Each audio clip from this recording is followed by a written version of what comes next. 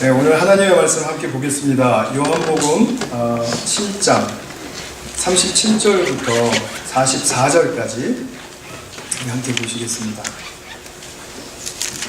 요한복음 7장 37절부터 44절까지 제가 봉독하겠습니다. 그런데 우리 37절과 38절의 말씀은 함께 봉독하겠습니다. 시작. 명절 끝날 곧 큰 날에 예수께서 서서 외쳐 이르시되 누구든지 목마르거든 내게로 와서 마시라. 나를 믿는 자는 성경의 이름과 같이 그 배에서 생수의 강이 흘러나오리라 하시니. 제가 읽겠습니다. 이는 그를 믿는 자들이 받을 성령을 가리켜 말씀하신 것이라. 예수께서 아직 영광을 받지 않으셨으므로 성령이 아직 그들에게 계시지 아니하시더라. 이 말씀을 들은 무리 중에서 어떤 사람은 이 사람이 참으로 그 선지자라 하며 어떤 사람은 그리스도라 하며 어떤 이들은 그리스도가 어찌 갈릴리에서 나오겠느냐. 성경에 이르기를 그리스도는 다윗의 씨로 또 다윗이 살던 마을 베들레헴에서 나오리라 하지 아니하였느냐 하며 예수로 말미암아 무리 중에서 쟁론이 되니 그 중에는 그를 잡고자 하는 자들도 있으나 손을 대는 자가 없었더라. 아멘. 네, 우리 지난 주일 설교에 이어서 이제 7장을 계속해서 보게 되는데요. 지난 주일에 제가 유대인의 절기 중에 이제 큰 절기가 3개가 있는데 그 3개 중에서도 이제 초막절을 간략히 소개하면서 시작을 했었습니다. 이 절기, 초막절의 이 절기를 지키는 것은 일주일 동안 거행이 되는데 이 일주일 동안에 매일매일 3가지 예식이 이제 이루어진다라고 말씀을 드렸었죠. 물의 예식, 빛의 예식, 그리고 성전을 바라보는 예식. 그렇게 3가지였습니다. 오늘은 이제 오늘 본문과 함께 연결해서 물의 예식에 관한 말씀을 잠깐 이제 드리겠습니다. 이 사람들이 물의 예식을 드리는 것은 지금 초막절이라고 하는 절기는 추수감사를 이제 기념하는 것이거든요. 그러니까 물이 있어서 굉장히 감사했다라는 의미를 기본적으로 품고 있겠죠. 옛날에 이스라엘 백성들이 조상들이 광야에서 이제 오랜 세월을 이제 헤맬 때 참 목말라서 물이 없어서 죽을 뻔했을 수도 있을 법한데 그런데 하나님께서는 이스라엘 백성들이 목말라서 죽는 일은 없게 하셨습니다. 그 생수를 주셔서 해결하신 사건을 이 사람들은 계속 이 초막절기를 통해서 기억하고 감사하고 있습니다. 초막절에 이제 예루살렘에 온 그 순례객들은 이제 제사장들이나 또 리더들과 함께 매일 아침이 되면은 일주일 동안 예루살렘 남동쪽에 있는 실로암 못으로 이제 행렬을 지어서 내려갑니다. 양손에는 이제 상징성이 있는 나뭇가지들을 이렇게 흔들면서 그 다음에 시편 113편에서 118편을 이제 부르면서 이제 내려갑니다. 실로암에 도착하면 예식 주관자가 이제 가져간 그 물통에다가 연못물을 담고 그리고 사람들 다시 행렬을 지어서 성전으로 올라갑니다. 성전에 도착하면 제사장은 그 실로암에서 퍼온 물과 또 거기에 준비되어 있던 이제 포도주를 성전 제단에다가 흥건히 뿌립니다. 그것이 이제 물이 풍족하다라는 것에 대한 이제 어떤 상징적인 의미겠죠. 이때 둘러싼 군중들은 이제 크게 기뻐하면서 이사야서 12장 3절의 말씀을 이제 찬미가로 부릅니다. 그 내용은 이러하죠. 너희는 기뻐하며 구원의 샘에서 물을 기르리라. 그러니까 실로암 물을 이제 길어온 것을 이제 또 이제 기억하는 것이죠. 이런 예식이 생계와 연결되는 의미는 조금 전에 말씀드린 것처럼 광야에서 방황할 때 목말라서 죽은 적은 없었다. 반석에서 물을 내어주셨기 때문에 이들이 충족한 그런 삶을 살 수 있었다라는 것이고 또 동시에 자신들에게도 이런 풍족한 물을 주셔서 지금 이렇게 추수할 수 있도록 하신 것에 대해서 감사를 드리는 거죠. 초막절 시기는 이스라엘의 그 이제 시기로 볼 때 이제 건조기가 계속되다가 아주 절정입니다. 그 9월 우리 달력으로 9월, 10월 정도가 되면은 이제 이스라엘은 굉장히 그 극심한 이제 건조기의 절정에 다다르는데 이제 그렇기 때문에 굉장히 우리 플로리다에서도 그렇죠. 비가 뭐 2주일 안 온다, 뭐 보름을 안 온다 이러면은 굉장히 비에 대한 간절함이 누구에게나 생기지 않습니까?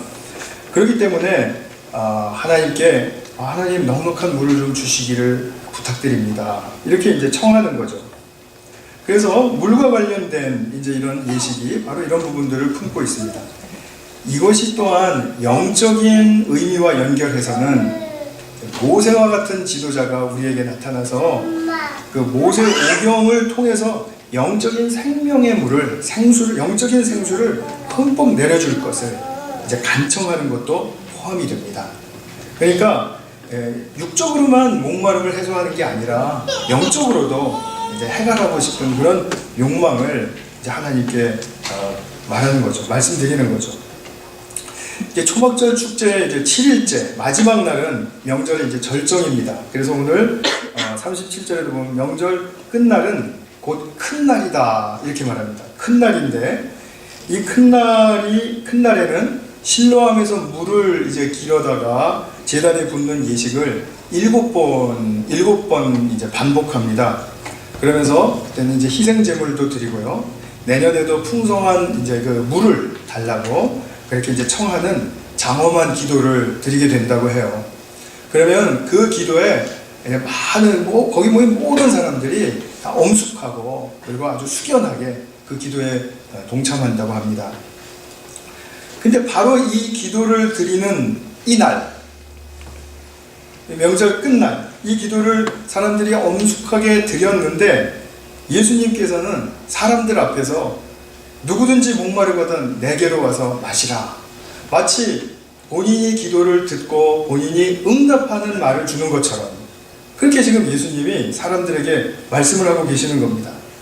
그러면서 나를 믿는 자는 성경의 이름과 같이 그 배에서 생수의 강이 흘러나오리라 라는 말씀을 하셨습니다. 굉장히 큰 말씀이죠. 예수님을 믿는 성도 안에서 성령의 역사가 흘러나올 것이라는 말씀이죠. 그렇죠? 그래서 이 생명의 강, 생수의 강, 이 생수의 강이라는 것은 성령을 가리켜서 하는 말이다. 즉, 우리 그 배라는 것은 이제 유대인들은 그 존재의 근원이 배라고 생각을 했거든요. 그러니까 우리 존재의 근원으로부터 뭔가 성령의 역사가 분출되어서 나오는 일이 있을 것이다. 목마름이 해소가 되면 이와 같은 역사가 일어난다 라는 것을 이제 선포를 하셨습니다. 그러면서 당신이 누구든지 오라고 하셨으니까 이것은 보편적인 모든 인류에 대해서 하시는 말씀이라고 볼 수 있죠. 그러니까 인간 모두의 목마름을 해결하실 수 있다. 그러니까 누구는 뭐 되는데 누구는 안 되고 이런 게 아니고 누구든지 가능하다라는 것이죠. 저는 지난 주간 동안에 이제 이 말씀을 설교를 해야 되니까 이제 많이 이제 묵상을 하고 이제 이 위대한 선언 앞에서 제 몸을 이제 몸과 마음을 추스리고 이제 고민하던 차에 우리 오석 집사님 기도해 주신 것처럼 지난주에는 정말 강도 높은 일들이 조국 사회에서도 일어나고 또 미국 사회에서도 일어나고 하지 않았습니까? 그래서 이 두 사회를 이렇게 바라보면서 이 말씀을 곱씹는 일이 정말 힘들었습니다. 나를 믿는 자는 그 배에서 생수의 강이 넘쳐 흘러나오리라 라는 이 말씀이 과연 저와 성도님들의 삶의 현실에서 어떻게 적용되어 나타날 것인가, 정말 고민이 되지 않을 수 없는 말씀이죠. 그 도전이 참 버거웠습니다. 그래서 제가 부르튼 입술이 다 나가고 있었는데 급기야는 더 터져버리게 되었습니다. 세상 속의 그리스도인 어떻게 살아야 할까요? 참 이것이 굉장히 큰 중요한 질문이죠. 그러면서도 우리는 어떻게 살아야 하는지에 대한 이렇게 뚜렷하고도 그 비중 있는 고민을 하기보다는 이제 당장에 우리의 삶이 급하니까 이제 그런 부분들에 대해서 이제 채워달라고 하는 그런 말하자면 그런 경우들이 많이 생기게 되겠죠. 그러나 지난 주간 또 지지난 주간을 통해서 일어난 일들은 우리가 그렇게 호락호락하게 자신의 삶에만 몰두할 수 있도록 그렇게 내버려 둔 것 같지는 않습니다. 제가 지난달 26일 날 이제 한국에 도착을 했는데 이제 그 날에 바로 직전부터 시작해서 이제 터져 나와서 급기야는 이제 우리나라 국정의 실태가 전 국민의 우려와 또 분노와 황망함에 이제 이런 상태를 보게 되었는데, 아마도 우리 모두가 다 공통적으로 느끼는 것은 좌절과 또 무력감이 아닐까 생각이 됩니다. 참 공교롭게도 우리 역사적인 날을 돌이켜보면 박정희 대통령이 시해당한 날이 10월 26일이었죠. 근데 그 10월 26일 날 이런 일이 또 터지게 되는 겁니다. 제가 세상과 사회의 어떤 이슈가 터질 때 저는 성도님들께 분명하게 말씀드린 적이 있어요. 교회는 그런 이슈들에 대해서 냄비 속에서 끓는 물이 치는 대로 이렇게 달그락거리는 그런 냄비 뚜껑처럼 이렇게 흔들리지 말자. 우리의 중심을 갖고 있자. 그러나 우리가 분명한 것은 그것을 무관심하다는 것이 아니라 이것을 우리가 어떠한 중심을 가지고 어떠한 내면적인 역사로부터 나타나게끔 할 것인가 하는 그런 부분들을 고민하자라고 말씀을 드렸습니다. 그러다 보니까 이번에는 끓는 물의 그 열기와 강도가 아주 센 것만은 사실입니다. 우리가 이것을 피해 가려고 해도 피해갈 수 없는 현실이고요. 근데 곰곰이 생각해 보시면 우리의 삶과 역사 속에는 이러한 일이 언제나 있어 왔다는 것입니다. 단지 덮여 있었을 뿐이었죠. 지금에 와서는 그것이 폭로가 되었을 뿐이죠. 그러면은 지금 이 시점이 몇 년 전보다 더 악합니까? 아니죠. 그렇게 말할 수 없죠. 작년보다 더 악하지. 우리 그렇게 말할 수 없죠. 또 이 세상에 우리가 진리 앞에서 우리의 모습을 참되게 비추어 본다면 늘 이런 죄악된 상황이 계속 되어 오지 않았습니까? 우리 정권 때마다 이런 일 겪지 않은 적이 있습니까? 그러면 우리는 누가 깨끗하고 누가 더럽고 한 그것을 지금 분별해내는 것이 의미가 있을까요? 글쎄요. 저는 어쨌든 간에 진리 앞에서 이런 일 죄악된 상황들이 이렇게 불거져서 지금 터진 것이 오히려 다행이 아닐까 싶습니다. 이것이 묻혀져 있다면, 그리고 뭐 우리는 편하게 살 수는 있겠죠. 그냥 모르니까요. 그러나 속으로 곪고 또 상해가고 그럼으로써 망해가는 그러한 현실은 언젠가는 분명히 드러나지 않겠습니까? 그러니까 지금 이런 것이 터진 것이 오히려 다행이다. 현 정권 말기까지 덮여 있었다면 훗날 아마 더 큰 대가를 치러야 했을지도 모르는 일 아니겠습니까? 뭐 지금 사태에서는 많은 사람들이 공감하듯이 대통령이 물러나고 뭐 새로운 거국 중립 내각이 세워지고 뭐 이것이 헌법에 나와 있는 것이니까 가장 그것이 공감할 수 있는 내용이고 또 효과적으로 현 상황을 이제 수습하고 회복할 수 있는 그런 것이다라는 그런 의견에 저도 한 표를 던지고 싶습니다. 저의 개인적인 사견입니다. 그러나 우리가 누구나 다 인정할 수 있는 최상의 방법을 통해서 이것을 잘 수습한다고 하더라도 그것이 다일까요? 그것이 우리 민족과 우리 국민들의 삶의 모든 것이 될 수 있을까요? 그렇게 그것만으로는 되지 않죠. 여기서 우리 그리스도인들이 한 걸음 더 내다보고 국가와 세상을 보이지 않게 섭리하시고 정말 우리는 인정할 수, 다른 사람들은 인정할 수 없을지 몰라도 하나님의 그 사랑의 능력으로 막강하게 섭리로 다스려 가시는 그 하나님으로부터 오는 평강과 위로, 그 힘이 우리에게 어느 때보다도 필요한 때입니다. 노심초사하고 불안하고 화가 나고 이런 것이 또 증폭되고 서로 얘기할수록 더 막 가속이 붙고 그래서 더 흥분이 되고 이렇게 되는 그런 단계를 우리가 빨리 가급적이면 넘어서고, 물론 그것을 억제하자는 말씀은 아닙니다. 이것도 우리가 치러야 할 만큼은 치러야 된다고 저는 생각합니다. 이것을 넘어서고 혼돈과 부패를 가급적이면 많이 도려내도록 나라에 관심을 갖고 그리고 기도하고, 만약에 우리가 우리 조국 땅에 있었다면 시위에 참여할 수도 있을 것이고, 또 시민단체에 또 그죠? 합류할 수도 있을 것이고, 그렇게 하면서 우리가 이 이후에 뭐 그 아픔이 있는 도려내는 그런 과정이지만 그 이후에 도려낸 자리에는 새로운 살이 돋을 수 있다는 그 희망을 가지고 우리가 그 미래를 내다볼 줄 안다면, 그것을 기대할 수 있다면, 그러면 우리는 그리스도인으로서 미래에 대한 소망의 내용을 분명히 구체적으로 이 시점에서 가진 것이죠. 우리의 마음 속에 그려지는 것이 아니면, 그려질 수 없는 것이라면 우리 신앙의 세계에서는 이루어지지 않습니다. 만약에 이러한 단계를 거쳐가면서도 아유 또 이런 일이 또 일어날 거야, 아유 뭐 맨날 그래 왔잖아, 아니 어떻게 해서든지 지금 이 급한 불 끄고 빨리 그냥 회복되고 경제가 어떻게 좀 잘 돌아가서 우리가 그냥 먹고 사는데 지장 없었으면 좋겠다 하면은 그냥 그 일이 반복될 뿐입니다.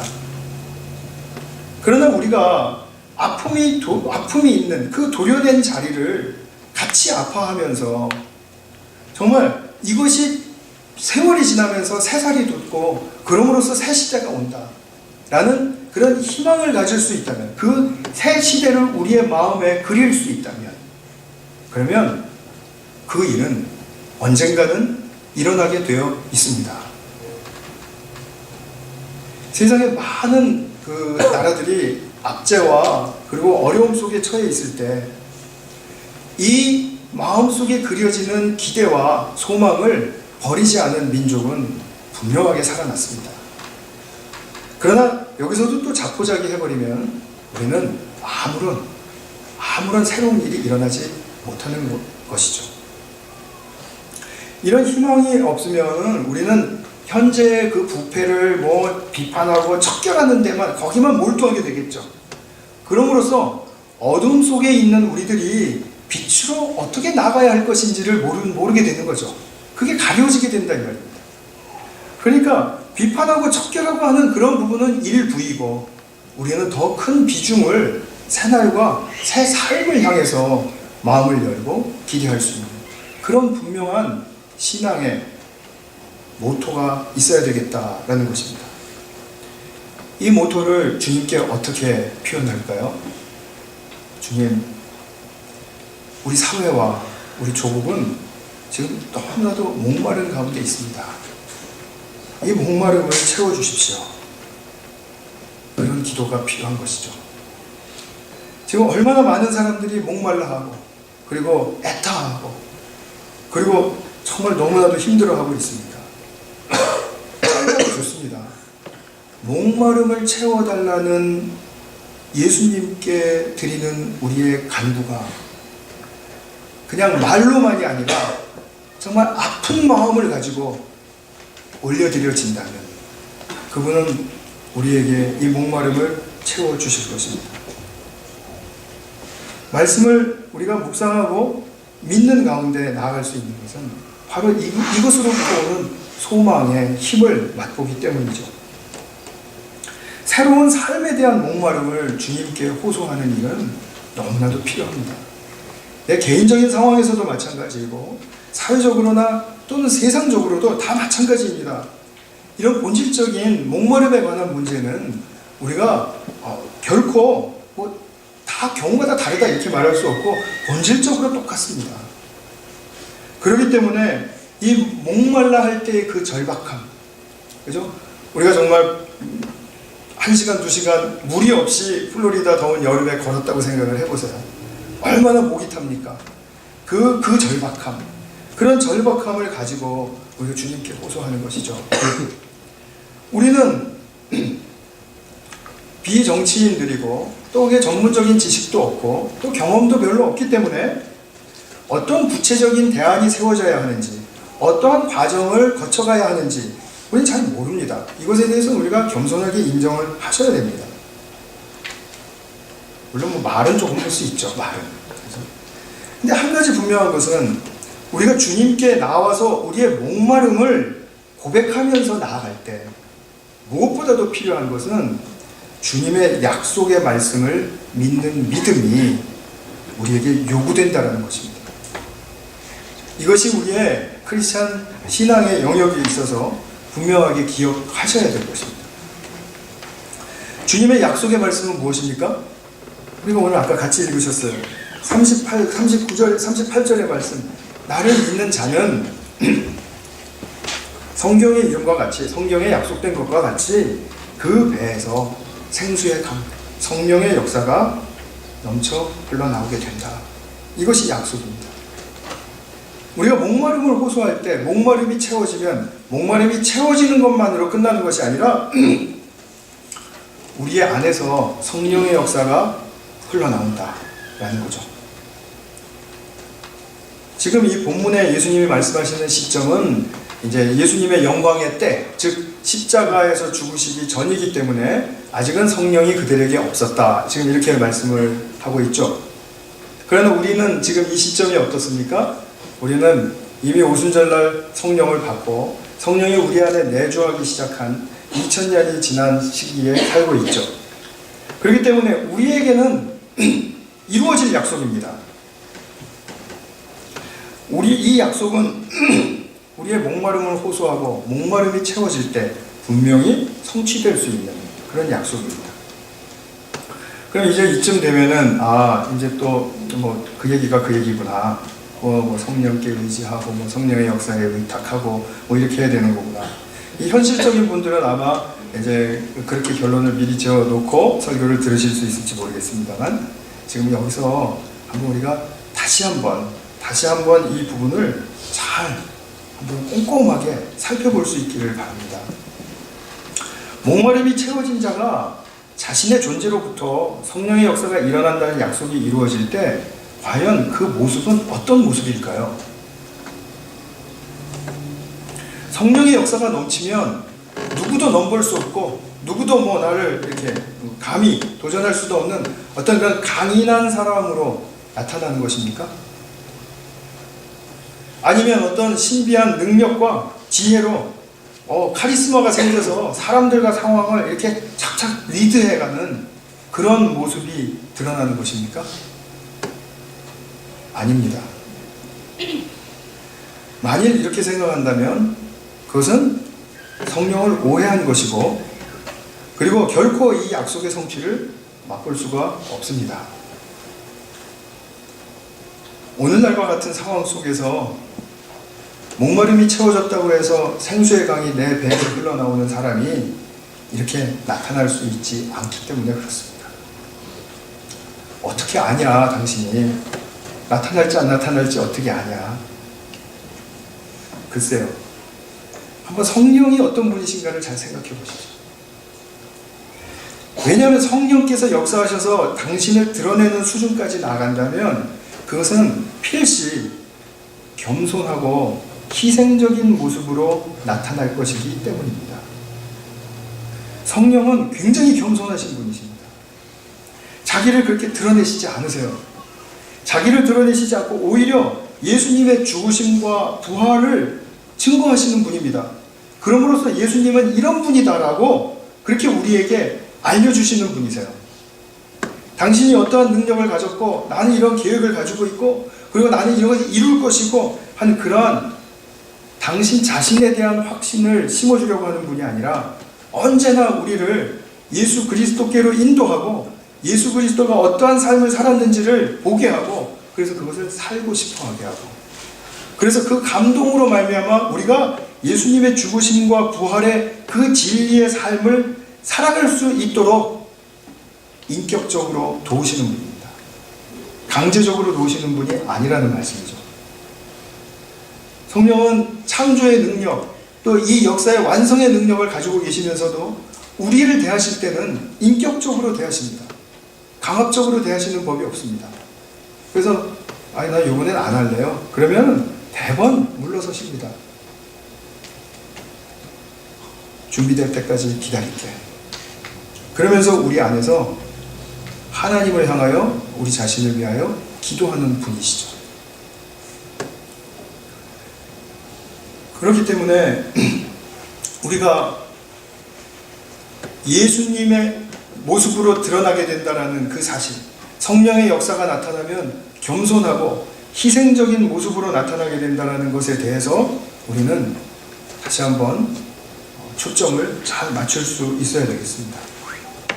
성령의 역사가 내 안에서 넘쳐 흘리면 나는 겸허한 자가 됩니다.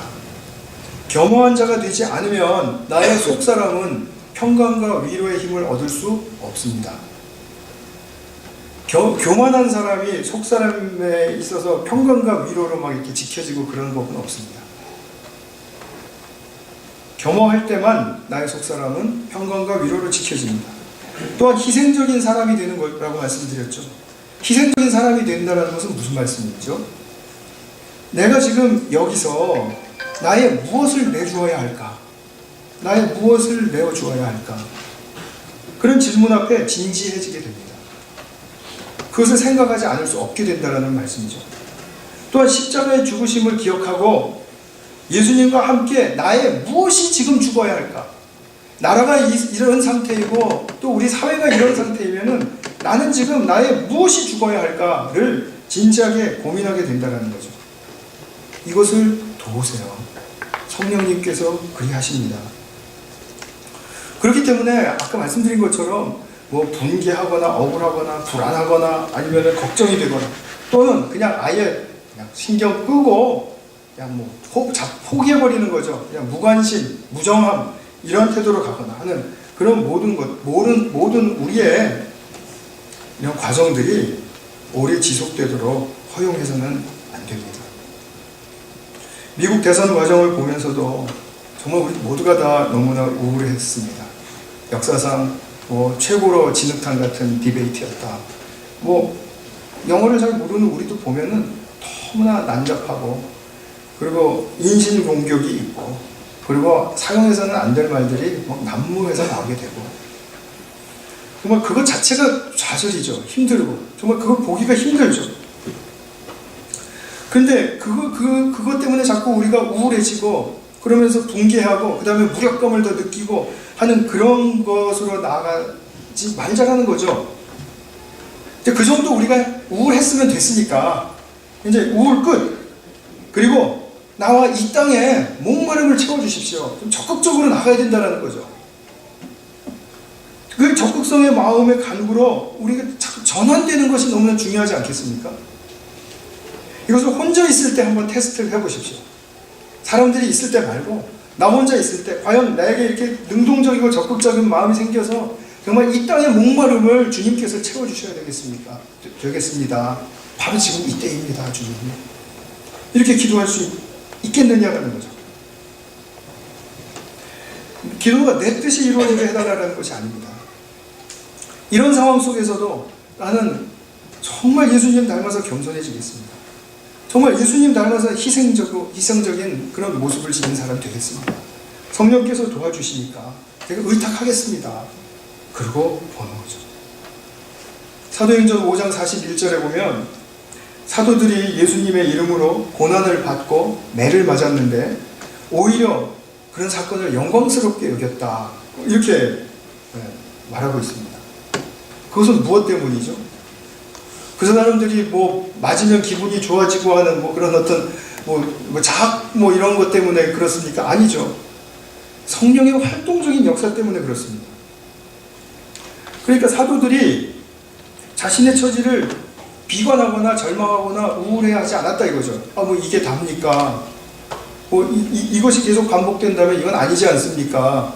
이런 회의적인 마음이 드는 것이 아니라 굉장히 영광스럽게 오히려 생각할 수 있었다는 거죠.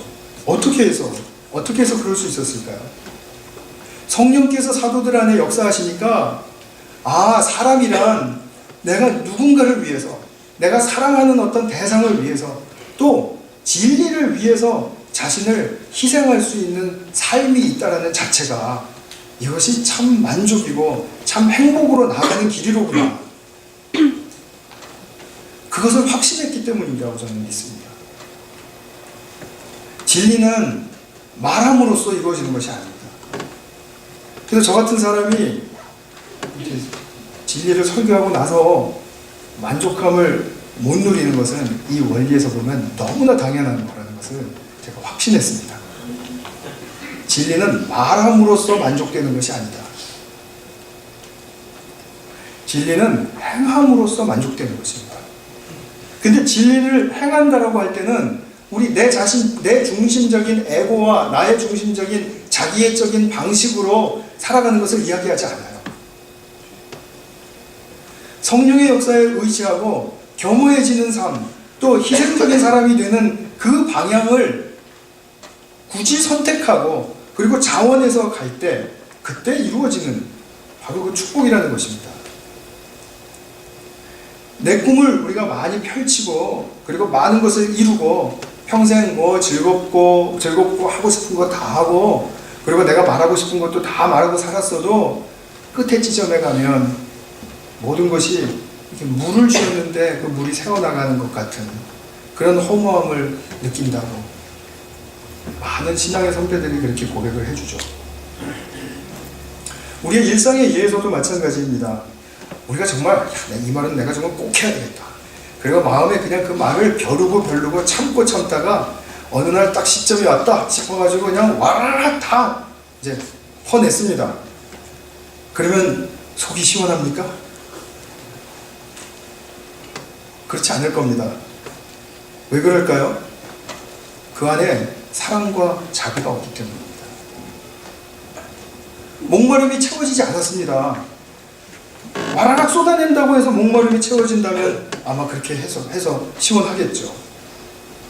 자기중심적인 변명과 자기가 바로 보는 관점에서의 이유만 토해냈기 때문에 목마름이 결국 채워지지 않았죠. 더 찜찜했죠. 좀 더 양심적인 사람이라면 그렇게 와라락 자기 말을 쏟아낸 다음에 아마 자기 자신이 부끄러워질 것입니다.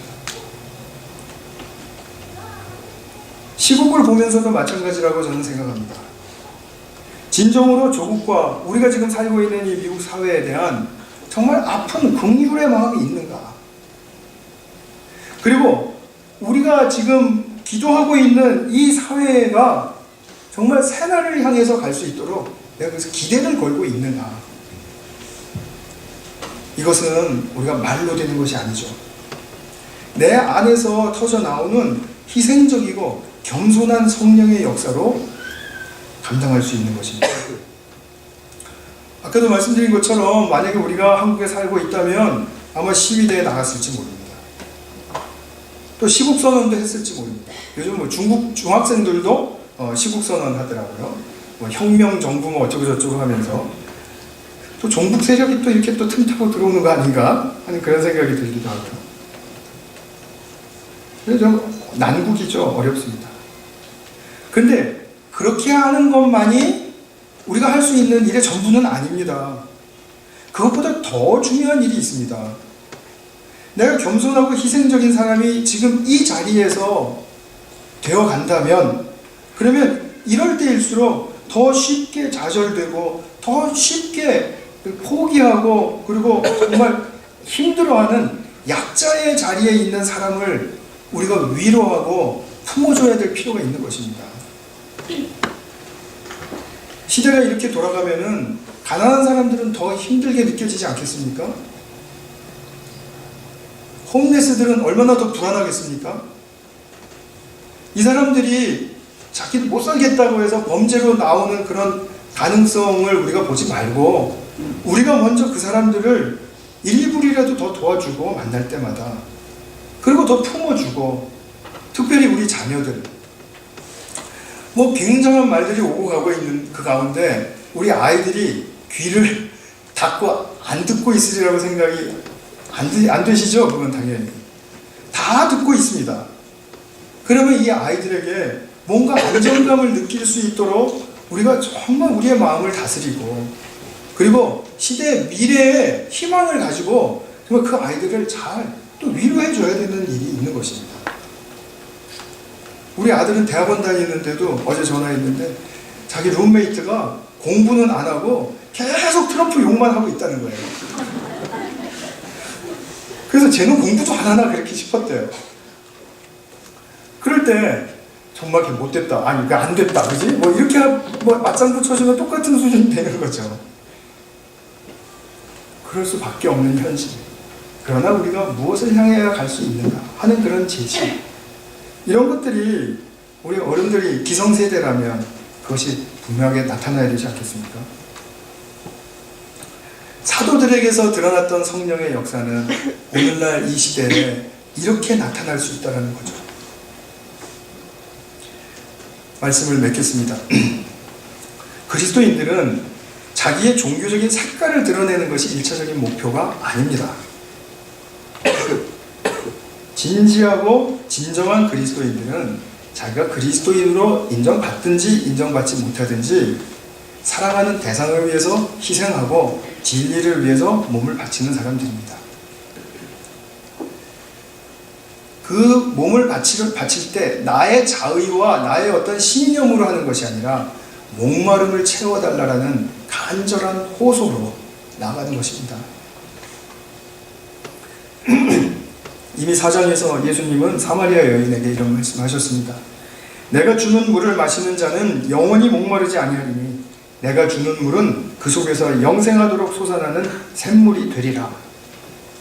자, 이 말씀은 초막절이라는 건조기의 그 절정의 시기에 땅에 비가 절박하게 필요하고 할 때 다시 한번 주님의 음성을 통해서 우리에게 들려졌습니다.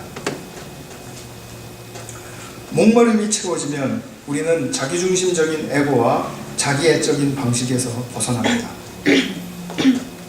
나의 어떤 것을 주장하고 자랑하고 드러내려는 그런 욕망 대신에 겸손하고 내가 무엇을 내어줄 수 있을 것인가에 대한 고민이 앞서게 됩니다.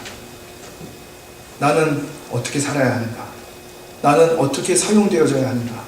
그러기 위해서 나의 시간과 돈과 에너지는 어떻게 사용되어져야 하는가에 대해서 고민하지 않을 수 없게 됩니다. 근데 그것이 참 만족과 참 행복을 향한 길이라는 것입니다. 그것을 우리가 분명히 볼 수 있다면 아마도 겸손하고 희생적인 성령의 사람이 되기에 자원하지 않는 사람이 아무도 없으리라고 생각이 됩니다. 이것을 위한 주님의 큰 도우심이 우리 모두에게 채워줄 수 있기를 축원드립니다. 같이 한번 기도하겠습니다.